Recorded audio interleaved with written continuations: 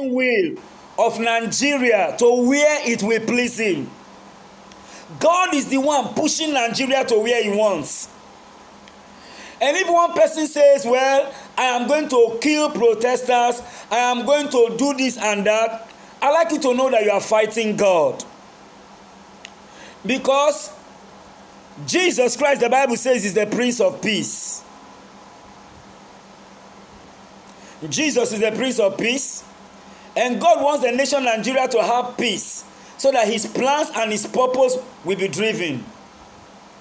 In this matter, foreign intervention can come, but God is the one. I want you to know this, that it is God fighting people who have refused to hear him.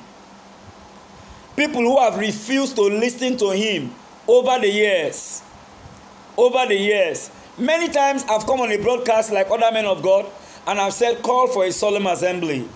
Nigeria needs to pray now. Nobody did that.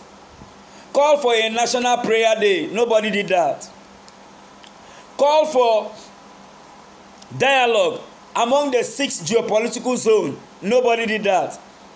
And when men believe that they are bigger than God, when men believe that they are very sufficient, they cannot listen and they don't have the fear of God again, God always comes into the picture. And when he comes into the picture, the story is always different. Nineveh was a community that didn't want to hear God's instruction. They didn't want God to talk to them. But God had to put a prophet in the belly of a fish. Throw the prophet out from a boat into a water, into the belly of a fish. Bring the prophet into the shore to talk to Nineveh. And until Nineveh went on their knees. And the Bible says the whole city repented. That is when God brought peace into the land. Our leaders, you need to repent.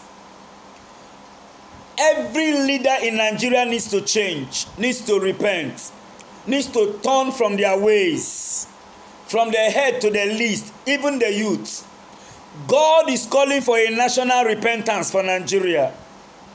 No matter what your religion may be, God is calling for, you remember the scriptures I read from the Holy Bible?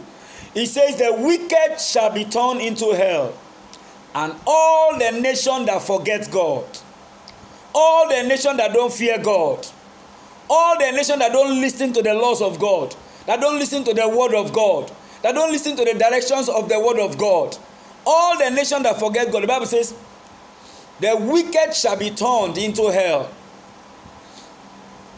and all the nation that forgets God. When a nation forgets God, God is far from them.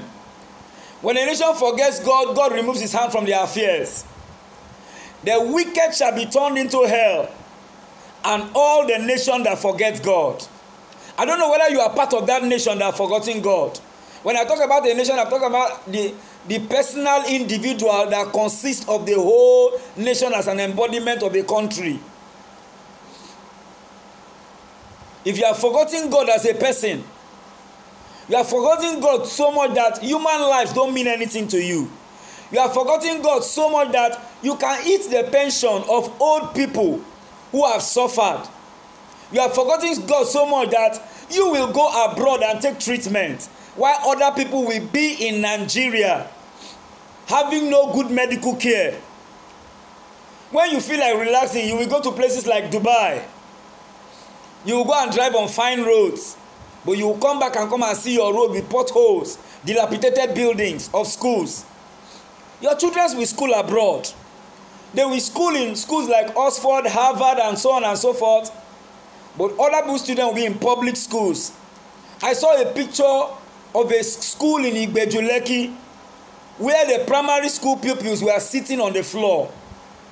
The school is still there now. They don't have chairs. See Lekki, see Igbejuleki sitting on the floor. There are things we overlook that breaks the heart of God. There are things that we are doing that are hurting God inside. When you see the destitute and you overlook them, when you allow the widow suffer on the street and the widower, when the orphans don't get bread from your hand, the Bible says in Isaiah 58 and Isaiah 59, to deal thy bread to the hungry When you don't care whether people are hungry, you don't care whether they die, you don't care whether they live, you don't care whether they are happy, you don't care whether they're being ruled well. Somebody share the broadcast if you care. God bless you. God bless you. Share the broadcast, and don't forget our link. You can go to watch some of our church videos on YouTube. It's Dr. Angel Henry, and God bless you as you do that. You can go to Hallelujah Prayer Network, or you go to Wonders Media on Facebook. Hallelujah Prayer Network 1 or Wonders Media on Facebook. You can even use the handle I'm using right now, Sia Tom Henry. God bless you. God bless you really good. I'm praying for you that God will preserve you and me, and we'll see better days for Nigeria. God will preserve me and you, and we will see days when youth will come out of the university and they will be gainfully employed. Even before they come out, there's a job for them in one particular parasector or the other, either government or private, already made. The taxes that are being collected from companies that come into Nigeria, let's use them well. Let's use them well. The budgets and the revenues that are generated by communities, from local government to state to federal, let's use them well. Some of you leaders are up to 65 years, 70 years, 75 years or more or less. And this is the period God is expecting so much from you. This is the period you are supposed to give something to these particular generations of younger people of the nation, that they will look back and say, our fathers and our mothers did well. Some time ago, it was a mother among mothers that was in charge of a particular sector in Nigeria who stole money that can feed close to 15 states. She stole it. Now she went to a particular country, nationalized in that country, became a part of the ruling body of that particular country. And you'll be thinking of things like that. That's a mother. What legacy did she leave for her children? And one day something might just happen, and they said, Israel, go back to your country. She will come back to Nigeria and meet the same people that she stole everything from. She will meet them. So it amazed me when leaders will carry the money meant for their own. It's like carrying money meant for your wife and your children, and you spend it with a prostitute, or you spend it with drinking, or you spend it with, you just lavish it anyhow. It's your children. If they are not trained, they become touts.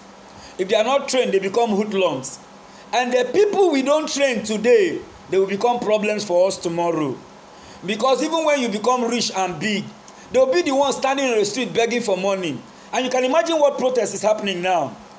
The peaceful protesters are the ones that are a little enlightened, even they are not enlightened, but they know that peaceful protest is important. But there are some that are hoodlums that don't care. Why? They have nothing to lose. If they break facilities and break infrastructures and pull down what government has spent a lot, even borrowed money to bring countries to come and do it, expatriates, what do they lose? But if you have built a good school for them to go to, or you have built a school like what Jack Conde was doing those days, free education, free housing. There are things you are doing for your people, you are doing it for yourself. When a leader does not provide for his people, the people that are hungry will always come to steal from you. When a leader does not provide shelter for his people, it is when your car breaks down under a bridge, that's when you know that the people that don't have shelter can become a big terror. I don't know if this period will not make a leader to be more hardened. Why would people send people to shoot peaceful protesters that are we call them children, youths? Why? Don't forget what the Bible says. The wicked shall be turned into hell, and all the nation that forgets God. If your bank account has made you forget God, when the money finishes, you will have answers to answer. I don't know, I'm trying to talk to somebody's conscience about the things that are happening in Nigeria. I'm trying to